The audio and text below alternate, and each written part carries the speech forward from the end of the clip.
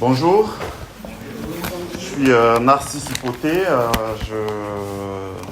Nous participons à cette communauté, à cette église depuis quelques mois, avec mon épouse Adjo, vous connaissez, et nos deux enfants qui ne sont pas là ce matin, Johan et Kaniel. Je suis reconnaissant au Seigneur de pouvoir ce matin vous apporter cette courte méditation, ce moment de partage. Je prie que le Seigneur nous donne ce matin de pouvoir saisir ce qu'il voudrait particulièrement que nous puissions recevoir. Je voulais partager ce matin avec vous dans l'épître de Philémon. À juste titre, Philémon, c'est un très court épître. Il y a un seul chapitre. Il est un peu perdu au milieu des titres et d'hébreu.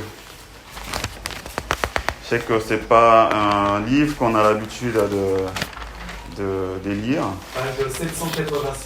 786. Okay. Donc Philémon. Donc Philémon, c'est juste en guise en fait d'introduction, c'est un peu comme celle de Tite, de Timothée. L'épître de Philémon en fait est adressée à un individu, à une personne, à quelqu'un en particulier.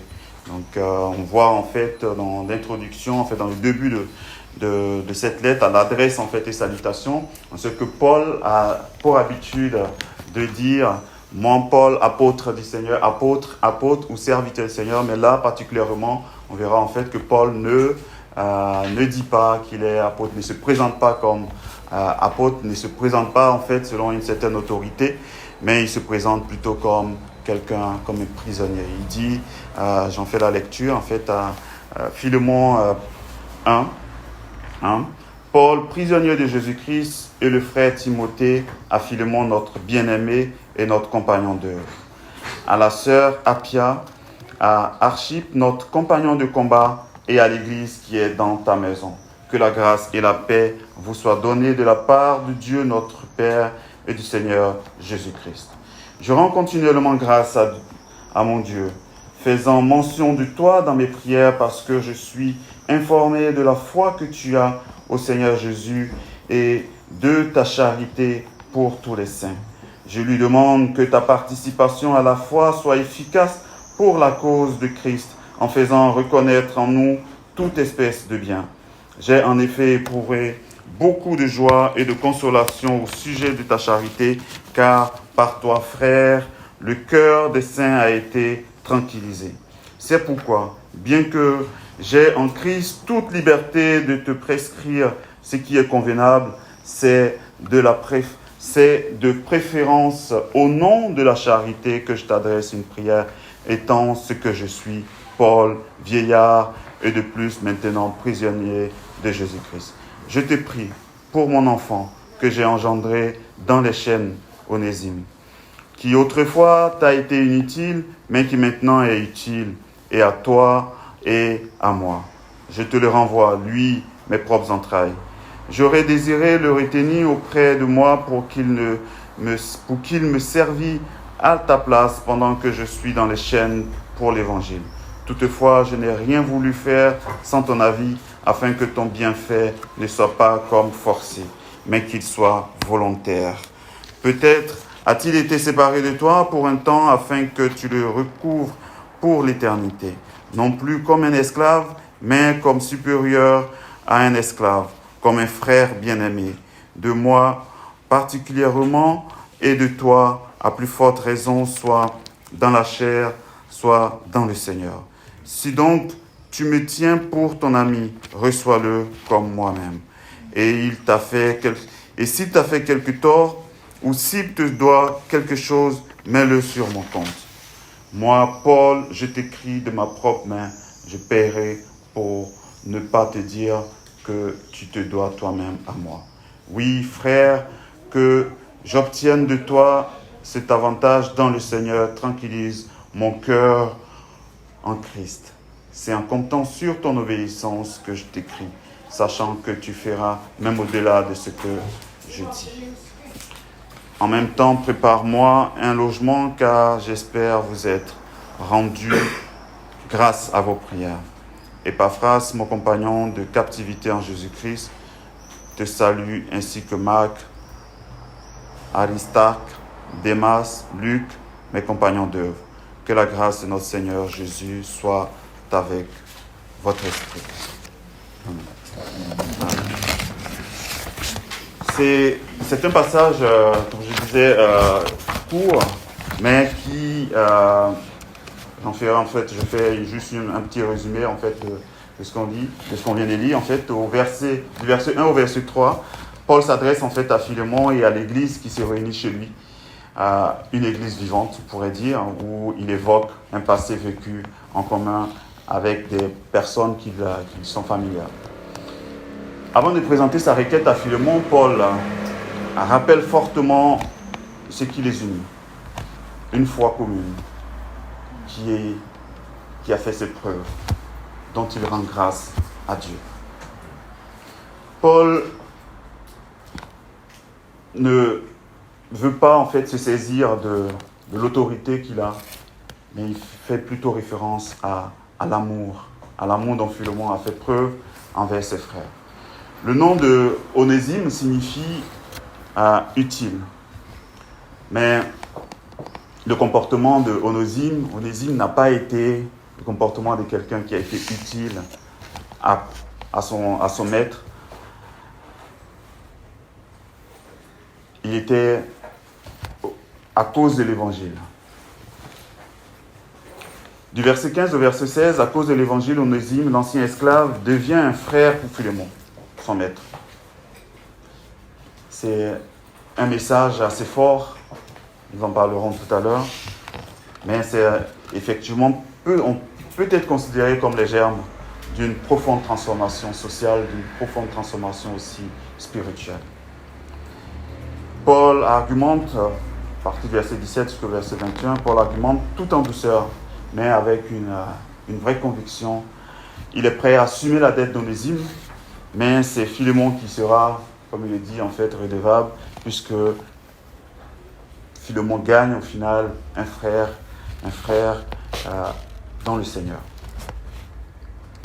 Et après, ce chapitre se termine en fait par des salutations. Contrairement, comme je disais, en fait, aux autres épîtres ou aux lettres de Paul, ici, Paul se présente comme un prisonnier, mais un prisonnier de Jésus-Christ, un prisonnier parce qu'il a annoncé la parole de Dieu, prisonnier à cause de sa foi. Paul, comme d'habitude, en fait, ne se présente pas, comme je disais tout à l'heure, comme un apôtre, mais comme un serviteur, comme quelqu'un de faible, comme quelqu'un qui... On sait qu'un prisonnier, c'est quelqu'un de faible, quelqu'un à qui on a ôté toute liberté, quelqu'un à qui on a ôté tout pouvoir, toute force. Et c'est ainsi que Paul se présente. Cela montre effectivement le caractère aussi particulier de cette épître qui s'adresse à une personne, à quelqu'un individuellement. Non pas à une communauté, mais à une personne qui est Philémon. Et on pourrait se poser la question ce matin de savoir, mais en quoi est-ce que cette épître nous parle, puisque c'est une lettre que fait Paul à un ami, à un frère. Et de cela, et en plus, il y a plusieurs amis. Mais comme nous le savons, la communauté chrétienne est faite d'individus. Elle est faite en fait d'individus, comme le dit le Seigneur, nous sommes le corps du Christ. Et alors, cette lettre adressée à un individu est une lettre aussi adressée en fait à la communauté, parce que chacun peut en fait recevoir quelque chose par cet enseignement. Paul prie régulièrement pour Philémon. Rendre grâce à Dieu pour les frères et sœurs dans le Seigneur. Paul dit à Philémon que son témoignage de l'amour et de sa foi lui sont parvenus jusqu'en prison et l'encourage à continuer. C'est pour nous en fait un encouragement un encouragement effectivement de savoir que l'amour de Dieu, l'amour que nous avons pour Dieu est un amour qui se manifeste dans des actes. Et l'amour de Philémon est en action dans sa communauté, comme on peut le dire. Qui d'ailleurs se réunit, en fait, cette communauté se réunit dans sa maison. La foi et l'amour de Dieu, la manifestation de l'amour de Dieu donne à Philémon un bon témoignage. Fait que Paul, en fait, qui est aussi loin, qui est dans les chaînes, entend en fait ce témoignage-là de Philémon. Dans cette communauté, nous qui sommes arrivés pas très longtemps, ce que nous voyons en fait, ce que nous ressentons, c'est cet amour qui se manifeste dans cette communauté. C'est cette attention que manifestent les membres de cette communauté. Je voulais ce matin vous encourager à continuer à continuer à donner de l'amour autour de nous dans l'Église. Et cela, soyez rassurés, chers frères et sœurs, cela apporte confort et cela pousse, en fait, cela nous pousse à rester parce qu'on se sent bien, lorsqu'on est entouré de cet amour. Paul continue et il ne veut pas faire, en fait, il parle en fait d'une certaine autorité. On parle souvent, en fait, on voit souvent que certains serviteurs de Dieu ou certaines personnes, certaines autorités de l'Église peuvent abuser de l'autorité qu'ils ont. Paul est un apôtre et donc chef de Philémon, on pourrait dire, dans l'organisation de l'Église. Donc Paul le dit, je pourrais effectivement utiliser cette autorité pour te demander de recevoir Philémon, de te demander de recevoir Onésime, mais je ne le fais pas.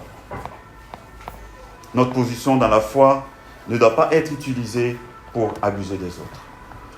On constate aujourd'hui dans le monde chrétien, dans le monde dans lequel nous vivons, beaucoup d'abus.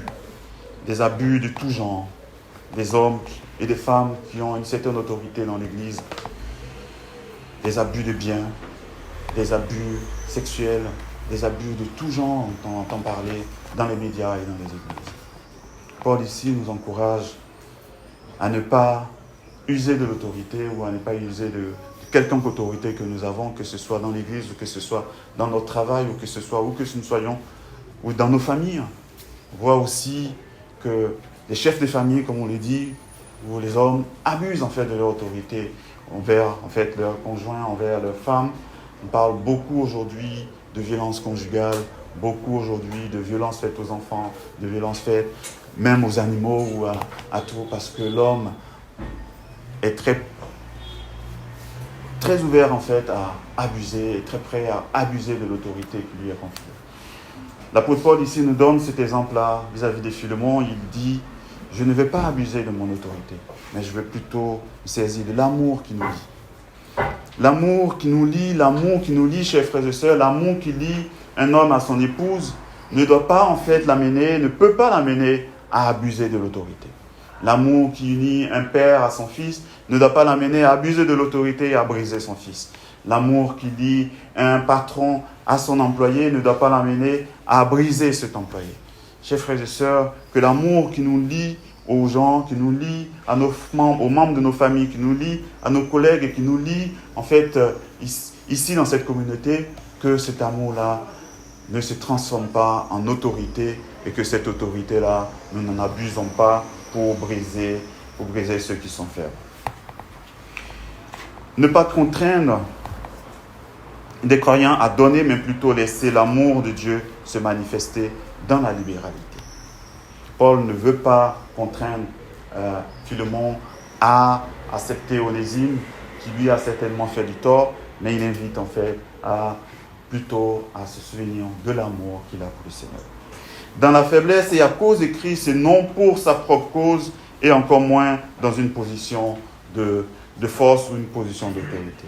Paul se présente tout faible. Paul se présente comme un vieillard. C'est que vieillard, en fait, il fait allusion à son âge, au fait que il perd physiquement, il n'a plus cette vigueur qu'il avait quand il était jeune. Paul se présente comme quelqu'un qui est faible, mais faible à cause de Christ, enchaîné à cause de sa foi. Le Seigneur n'a pas regardé à sa position, mais à son amour pour nous. Il n'a pas regardé à sa position, lui qui était Dieu, lui qui est fils de Dieu, n'a pas regardé à cette position, mais il a accepté de venir mourir sur la croix à notre place. Le Seigneur a accepté de se dépouiller de tout cela pour mourir sur la croix et porter nos péchés. Agir au nom de l'amour et non au nom de l'autorité. Plutôt, Paul rappelle plutôt sa faiblesse et sa situation de privation de liberté comme moyen de pouvoir convaincre Philémon à accepter cela. Autrefois inutile, mais maintenant utile. On voit en fait dans ce passage que Paul fait un jeu de mots quand il dit « tu étais autrefois inutile et maintenant tu seras utile ». Quand on sait que la définition en fait de Onésime, c'est utile.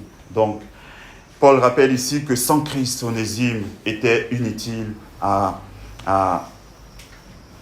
Philémon. Car Onésime signifie utile. Sans Christ, nous sommes inutiles. Mais avec Christ, nous sommes utiles. Se rendre compte de notre utilité dans l'Église. Cela se traduit par une foi qui est en marche, une foi qui agit, une foi qui produit, une foi qui se met en action. Pour ne pas être des serviteurs inutiles, pour ne pas être des onésimes, mais des onésimes avant, maintenant que nous sommes en Christ, maintenant que nous sommes de nouvelles créatures, maintenant que nous connaissons le Seigneur, nous sommes des onésimes utiles. L'apôtre Paul aussi fait une requête, mais qui est une requête un peu compliquée quand même. Si on se pose quelques minutes en fait à regarder à ce que l'apôtre Paul demande, Paul demande à Philémon de pardonner à Onésime qui lui a fait du tort autrefois en tant qu'esclave, qui s'est enfui. Mais aussi, il demande à Onésime, qui s'est enfui et qui a retrouvé une certaine liberté, maintenant qu'il était en prison, maintenant qu'il sort des prisons, Onésime pourrait se dire, ben voilà, maintenant j'ai ma liberté, j'ai terminé. Et là, l'apôtre Paul lui demande de retourner vers son maître. C'est une situation compliquée pour Onésime, qui doit retourner là où il était esclave. On peut imaginer évidemment que la vie d'esclave n'est pas une vie paisible, n'est pas une vie, c'est une vie faite de contraintes, c'est une vie de privation, c'est une vie, on ne choisit pas en fait de devenir esclave, on devient esclave soit de génération en génération ou parce qu'à un moment donné on n'a pas pu payer ses dettes. Mais voilà, c'était quelque chose qui était institué dans l'Église, qui était une institution dans cette époque-là. Maintenant qu'il a réussi à s'enfuir, loin de son maître, Paul lui demande de revenir auprès de son maître pour espérer une réconciliation. Maintenant que mes péchés me sont pardonnés, maintenant que Dieu m'a pardonné mes péchés au travers de son Fils Jésus-Christ, mais j'ai peut-être fait du tort. J'ai peut-être fait du mal. Avant que je connaisse en fait le Seigneur, j'ai peut-être fait du mal à ma famille, à mes frères, à mes sœurs. Et là, au travers de cela, l'apôtre Paul nous demande, oui, certes, le Seigneur t'a pardonné, mais tant que cela dépend de toi, va et demande aussi le pardon et cherche aussi à te réconcilier avec ceux à qui tu as fait du tort. C'est cela aussi l'enseignement que nous voyons, que Paul veut nous donner aussi au travers de cette épître, quand il demande à Onésime de retourner et au retourner porter aussi avec cette lettre pour le présenter à Philémon à qui il a fait du tort. En préparant ce message, je me suis moi-même aussi posé beaucoup de questions de savoir quels sont les torts que je n'ai pas réparés. Je suis chrétien, je demande pardon au Seigneur, Le Seigneur me pardonne, mais je sais que, oui, celui à qui j'ai fait tort directement, je ne suis jamais retourné vers lui pour lui dire que avant je ne connaissais pas le Seigneur et j'ai fait des choses qui n'étaient pas bonnes. Et maintenant je connais le Seigneur. Le Seigneur m'a peut-être pardonné, mais oui, je te demande aussi pardon pour le tort que j'ai pu te faire. La réconciliation est une étape aussi vers la sanctification. La réconciliation est une étape que le Seigneur nous donne.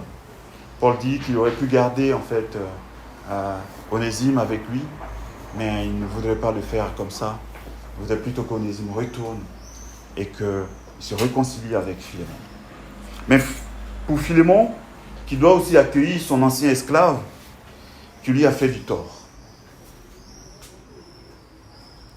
et lui accorder le pardon. Mais non seulement lui accorder le pardon, mais le considérer maintenant comme un frère. On voit bien là que Paul, au verset 7, dit « J'ai en effet éprouvé beaucoup de joie et de consolation au sujet de ta charité, car par toi, frère. » Généralement, on voit que Paul, il dit « bien-aimé, mon cher bien-aimé », en fait, il utilise des superlatifs ou des choses pour dire frère. Mais là, c'est tout cru, en fait. C'est vraiment car par toi, frère. Il prépare, en fait, Philémon à ce qu'il va dire, à sa requête plus tard pour dire frère, tu es maintenant, en fait, accepte Onésime comme ton frère. C'est. Nous, en fait, je lui dis, on pourrait se dire, ben voilà, nous, on n'a jamais eu d'esclave, on ne sait pas ce que c'est. Voilà. Mais pour Philémon, qui était certainement un homme riche, qui était certainement un homme qui avait des moyens, et qui avait des esclaves, donc il pouvait avoir en fait des esclaves, considérer son esclave comme son frère.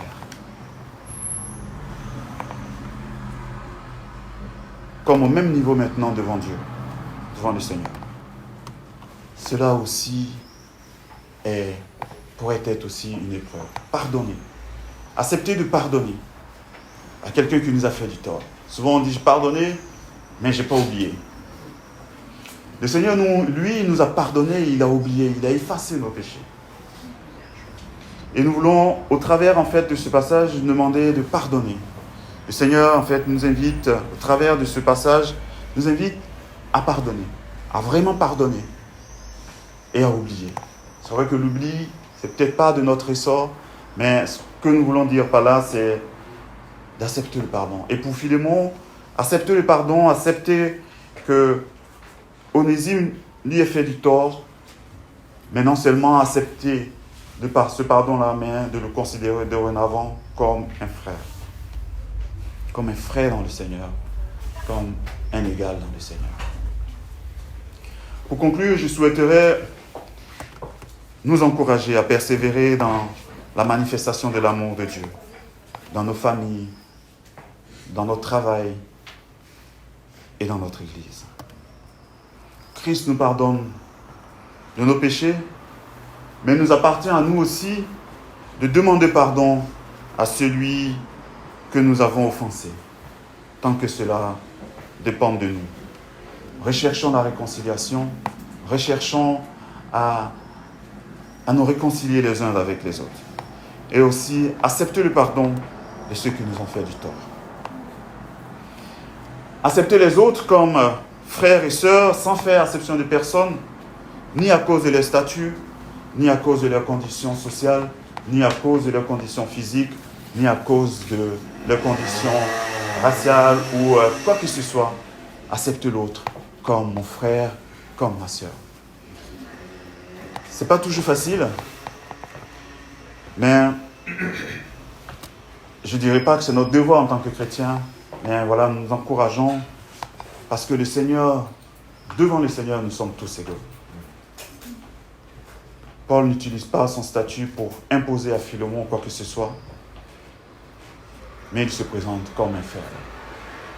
C'est vrai que souvent nous pouvons être tentés d'utiliser notre statut, nous pouvons être tentés d'utiliser notre position, notre force pour obtenir des choses. Mais le Seigneur nous invite à plutôt utiliser l'amour, à plutôt manifester l'amour. Et de l'amour, en fait, l'amour du faible. Par l'amour, par la manifestation de l'amour, nous montrerons que nous sommes chrétiens et que nous sommes à lui. L'amour de Dieu se manifeste par des actes. Le Seigneur nous invite à avoir l'amour du faible, du pauvre, de l'esclave, de la classe sociale inférieure, car tous sont devenus frères et sœurs en Jésus-Christ. Priez et rendre grâce pour les frères et sœurs. Donnez un bon témoignage par la manifestation de notre amour. Et nous rendre un bon témoignage et rendre un bon témoignage de nos frères et sœurs aussi, comme le fait l'apôtre Paul, par l'amour et la foi au Seigneur Jésus. Témoigner des bienfaits de Dieu, cela implique reconnaître l'action de Dieu dans notre vie. L'amour de Dieu se manifeste par la joie et l'encouragement ou le confort ou le réconfort que cela peut apporter en manifestant l'amour de Dieu que nous apportons aux autres croyants. Inutile sans Christ, mais utile maintenant que nous connaissons le Seigneur. Amen.